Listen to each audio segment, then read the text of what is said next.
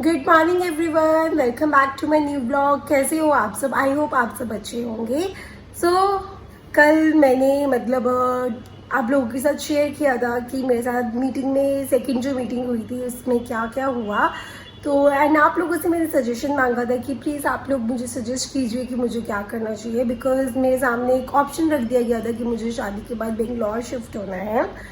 तो बहुत से लोगों ने मुझे सजेस्ट किया एंड मोस्टली लोगों का ना जो लगा लिया। और अगर मैं 100% में से बोलूँ, 100% में से ना 95% लोगों ने मुझे यही बोला कि आपको हाँ कर देना चाहिए।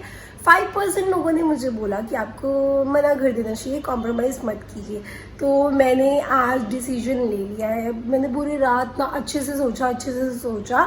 तो मैंने कहा अभी इसको मैं ज़्यादा स्ट्रेच ना करके सीधा डिसीजन अपना ले लेती हूँ जो मुझे ठीक लग रहा है।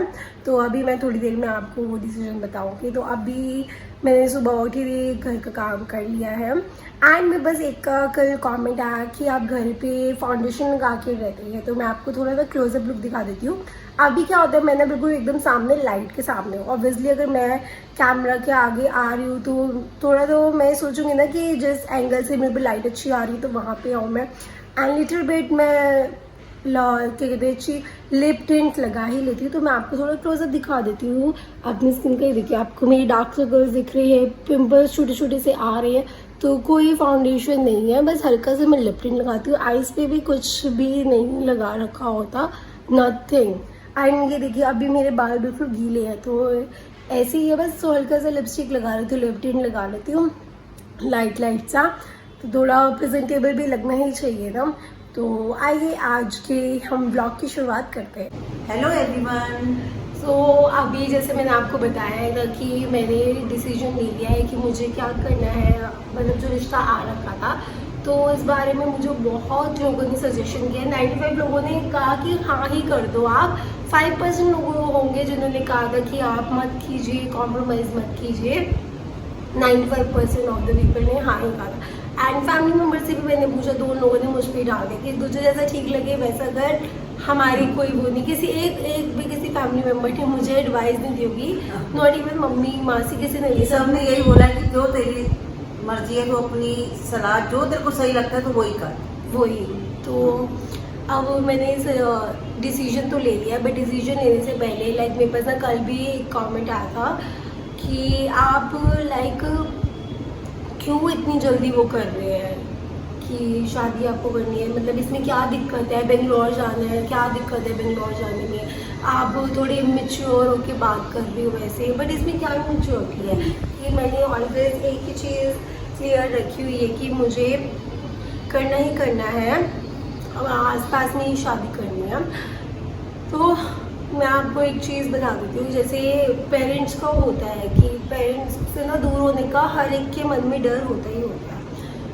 आपने कभी ना कभी तो इमेजिन किया ही होगा ना कि पेरेंट्स के बिना आपकी लाइफ क्या होगी। ठीक है, मम्मी को जब अटैक आया था तब वो जो कहते हैं ना डर, हमने उस डर को फील करा था, एक्सपीरियंस किया था, हम उस मोमेंट में जी कर आए थे। डॉक्टर्स ने क्लियरली मना कर दिया था कि 2 दिन तक मम्मी क्लियरली मना दी, बीपी स्टेबल नहीं हुआ था, वेंटिलेटर पे थे कि आपकी मम्मी हम ट्राई कर रहे हैं बट बहुत मुश्किल चांसेस है। डॉक्टर्स ने हमें यही बोला। 2 दिन हमें बताया हम लोग कैसे रहे थे, क्या सिचुएशन थी उस टाइम पे, क्या नहीं था। बट जब मम्मी ठीक हुई तो मम्मी को मैंने हॉस्पिटल में एक ही बात बोली थी कि मम्मी बस आप घर आ जाओ, आपकी ना पूरी केयर करूँगी, बस आप जल्दी से घर आ जाओ ठीक हो गए। तो घर आए मम्मी। एंड एक और चीज़ मैं आपको बताती हूँ कि जब मम्मी को आप हॉस्पिटलाइज होते 24 फेब को हुए थे ना। हाँ मम्मी, मन्नी की शादी कब थी? ये फेब में थी, 18 को। हाँ, और मैं आई गेस 15 फेब को, 15, 16, 17, 18 का मेरे को बस इवेंट आ गया था तो मुझे जाना पड़ा था इवेंट के लिए। हाँ, तो मैं आउट ऑफ स्टेशन ही थी और तो मैं दिल्ली में नहीं थी, मैं शादी में भी नहीं जा पाई थी। एंड शादी में ना मम्मी को मुझसे रेडी होना था, बट मैं और मम्मी ने पहले तो हमने मना ही कर दिया कि हमें शादी पे जाना। बट मम्मी ने कहा कि अब चली जा, काम आया है तो काम को मना मत कर, चली जाओ। तो मैं चली गई एंड 19 को आई थी ना मैं शायद। हाँ, 19 को आई थी एंड 24 को मम्मी से हुआ। तो मुझे ना जब मम्मी हॉस्पिटलाइज थी तो मुझे एक बात का बहुत रिग्रेट हुआ कि वो 3-4 दिन के लिए मैं चली गई। उस टाइम शायद मैं मम्मी के साथ रहती, मम्मी को बहुत मम्मी एक्साइटेड थी मेकअप करवाने के लिए मुझसे, मम्मी को मैं मेकअप करती, वो एक रिग्रेट ना माइंड में मेरे बहुत चल रहा था 2 दिन। बट टचवुड सारी चीज़ें हमारे फेवर में आई, सब चीज़ें ठीक हुई, मम्मी घर पर वापस आ गए। देन मैंने यही सोचा कि उसके बाद आप लोगों को पता है, उसके बाद तो मैंने ब्लॉगिंग स्टार्ट कर दी है। मैं हार्डली काम के लिए बहुत ही कम गई हूँ, जब भी गई हूँ ना तो यही हमने मेक श्योर किया है कि कोई ना कोई घर पे हो, तो काकू को हम घर पे मम्मी के टेक केयर के लिए छोड़ के जाते ही थे कि काकू पूरा देखेगा। इवन तो जब मैं पायरी और अरमान जीजू की शादी पे भी गई थी तो काकू ने ऑफ लिया था पूरे, जितने भी दिन में गई थी 5-6 दिन थे, तो 5-6 हफ्ता था वो मेरे पास ही रहा। काकू मम्मी के साथ था, मम्मी को अकेले नहीं छोड़ रहे थे। ठीक है, अब मैं बेंगलोर चली जाऊँ, बेंगलोर मेरे को पता है फ्लाइट्स हो चुकी है, ज़्यादा टाइम नहीं लग रहा, बट टाइम लगता है। फ्लाइट तुम बुक करो, फ्लाइट के लिए तुम घर से निकलो, और आप लोगों को भी पता एयरपोर्ट पे भी कितनी फॉर्मेलिटीज़ होती है, 2-2.5 घंटे तो वहाँ पे वेस्ट होते हैं। फ्लाइट करो फिर वहाँ से निकलो, आधा दिन तो निकला ही निकला, एनी हाउ आधे दिन से भी ज़्यादा ही हो गया। ठीक है, आधा दिन निकल गया ऐसे, आधा दिन आना आधा दिन जाना 1 दिन में। और शादी के बाद मुझे कौन इतना जाने देगा, महीने के महीने थोड़ी ना मम्मी मैं आ पाऊँगी, महीना आ पाऊँगी, उसके बाद 2 महीने 3 महीने क्या होते हैं मुझे भी आगे की सिचुएशन नहीं पता कि मैं कितनी आ पाऊँ कितनी नहीं आ पाऊँ। पास शादी करने का मेरा सिर्फ एक ही ऑब्जेक्ट है, ऑब्जेक्ट कह रही हूँ, एक ही वो है, वर्ड ही नहीं आ रहा मेरे माइंड में ना, कारण कुछ और बोलना चाह रही थी। एक ही वजह है कि कुछ भी हो मैं मम्मी के पास होंगी, तो कभी भी सिचुएशन ऐसी ख़राब होती है तो बंदा जल्दी जल्दी से उसे मैनेज कर लेता है। लास्ट टाइम भी डॉक्टर्स ने बोला था कि अब सिर्फ 2 मिनट से बच गई है मम्मी, अगर 2 मिनट भी डिले हो जाता तो बहुत मुश्किल हो जाता। अब मान लीजिए मैं तो ऑब्वियसली कभी चाहूँगी नहीं कभी कुछ हो, बट हो मैं पहले बेंगलोर से आऊँगी, कब होगा क्या नहीं होगा, बहुत चीज़ें होती है।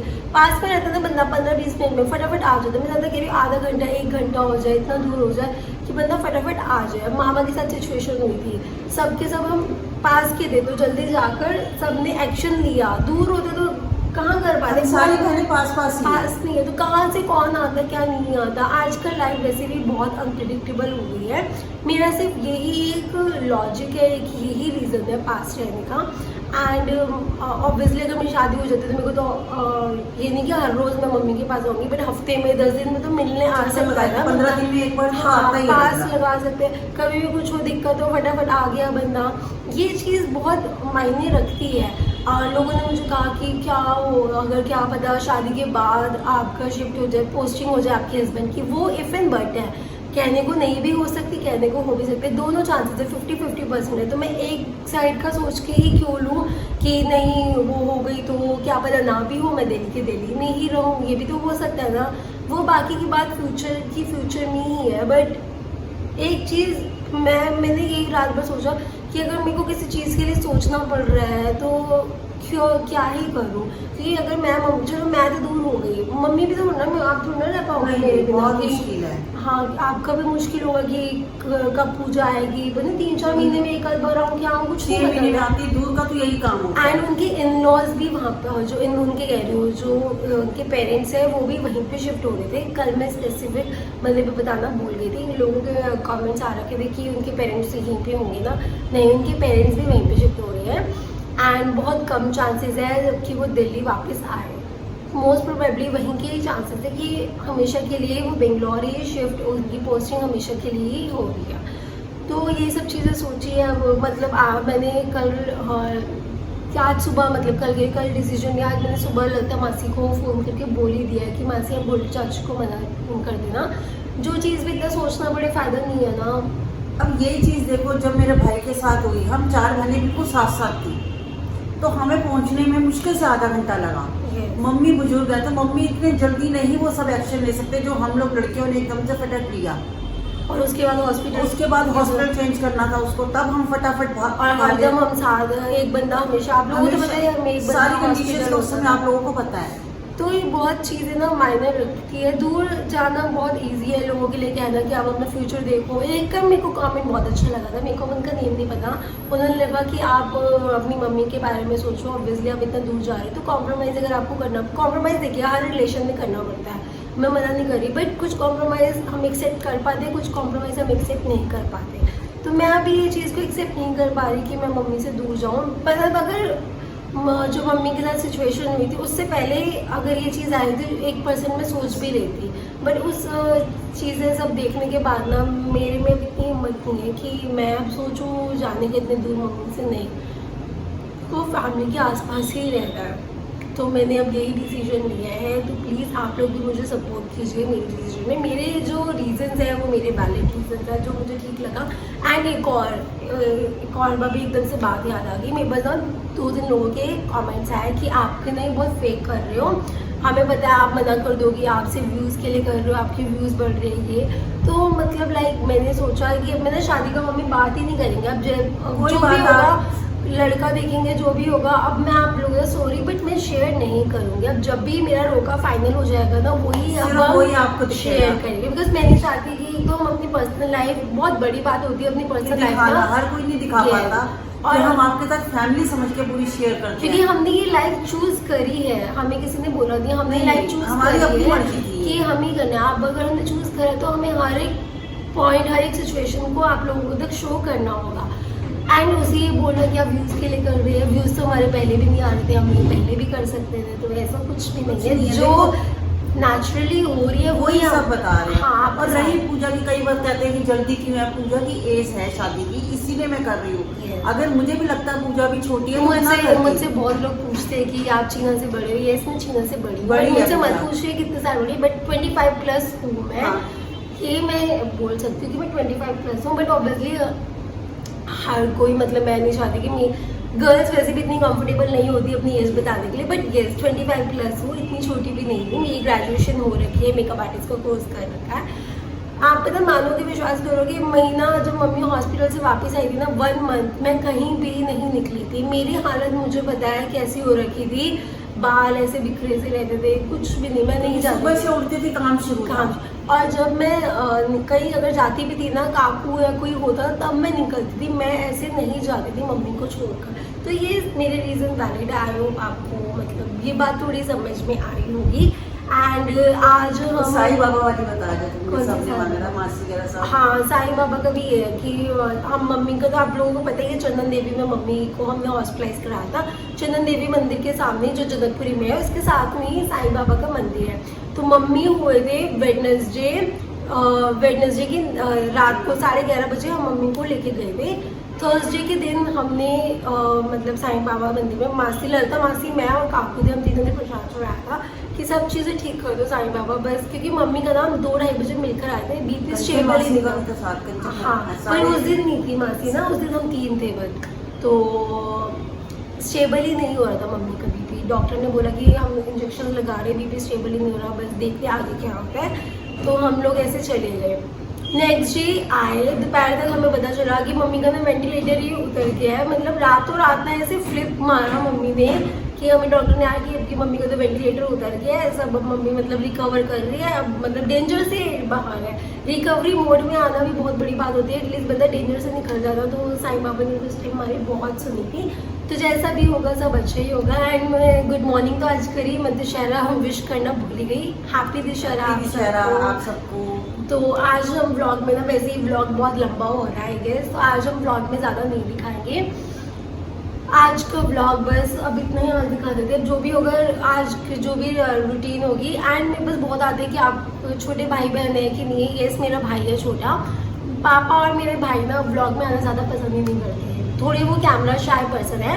बट हमने उन्हें बहुत कहते ना मनाया है कि आओ आओ, लोग हमें ऐसे ऐसे कमेंट्स कर रहे हैं। तो कल से आपको व्लॉग में भाई और पापा थोड़ी देर के लिए आए, बट आएंगे ज़रूर। आज मैंने बोल रखा है, काकू को भी बहुत कमेंट्स आते हैं कि आप अकेले ही रहते हो क्या? 5 लोगों की फैमिली है, मम्मी, पापा, मैं, काकू और गोपू। गोपू से तो आप मिलते ही रहते हैं, तो पापा भी बीच में आते ही थे, बट पापा और काकू दोनों आएंगे।